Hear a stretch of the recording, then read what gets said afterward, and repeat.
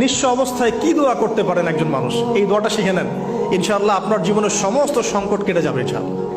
আমি নিজেও এই দোয়াটা বেশি বেশি করার চেষ্টা করি। দোয়াটা হচ্ছে, মুসা আলাইহিস সালাম একটা গাছের নিচে হেলান দিয়ে বসলেন, বসে দেখলেন দুইজন মেয়ে দাঁড়িয়ে আছে দূরে, পানি নিতে পারছে না, লোকজন পানি নিয়ে যাচ্ছে, ওরা দাঁড়িয়ে আছে বেচারি। মুসা আলাইহিস সালাম গিয়ে বললেন, কি সমস্যা আপনাদের? এটা নিয়ে আপনারা আবার মেয়েদের সাথে কথা বলার চেষ্টা করেন, ঠিক আছে? তো মাহারাম গায়রা মাহারাম মেনে চলে। তারা বললেন যে আমাদের বাবা অনেক বৃদ্ধ মানুষ, আমরা পানি নিতে পারি না যতক্ষণ না আমাদের কম পানি নিয়ে চলে যায়। মুসা আলাইহিস সালাম একটু বললাম না, ফিজিক্যালি খুব স্ট্রং ছিলেন, থাকে না বডি বিল্ডার, সামনে গিয়ে কথা বলে সরো পানি নিতে দাও, তখন মানুষ একটু মূল্যায়ন করে না।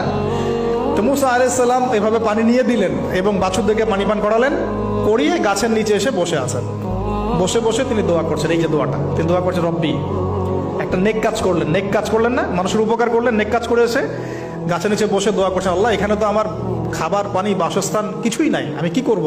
রব্বি ইন্নি লিমা আনজালতা ইলাইয়া মিন খায়রিন ফাকির, রব্বি ইন্নি লিমা আনজালতা ইলাইয়া মিন খায়রিন ফাকির। আবার বলেন, রব্বি ইন্নি লিমা আনজালতা ইলাইয়া মিন খায়রিন ফাকির। অর্থ হচ্ছে, হে আল্লাহ, তুমি তোমার পক্ষ থেকে আমার উপরে যে নিয়ামতগুলো দিবে, আমি এর জন্য ফকির হয়ে বসে আছি। আল্লাহ অর্থ বুঝে পড়বেন ভাই, নামাজ রোজা হজ জাকাত যাই করেন আল্লাহর ওয়াস্তে অর্থ বুঝে পড়বেন।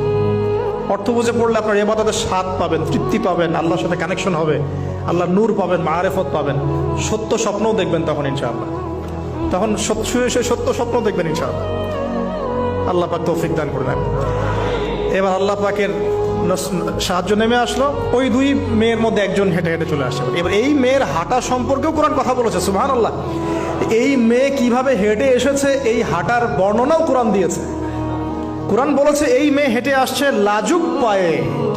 এখন আপনি এই পুরো ওয়ার্ল্ডের মেয়েদের হাঁটা দেখেন, লজ্জা আছে?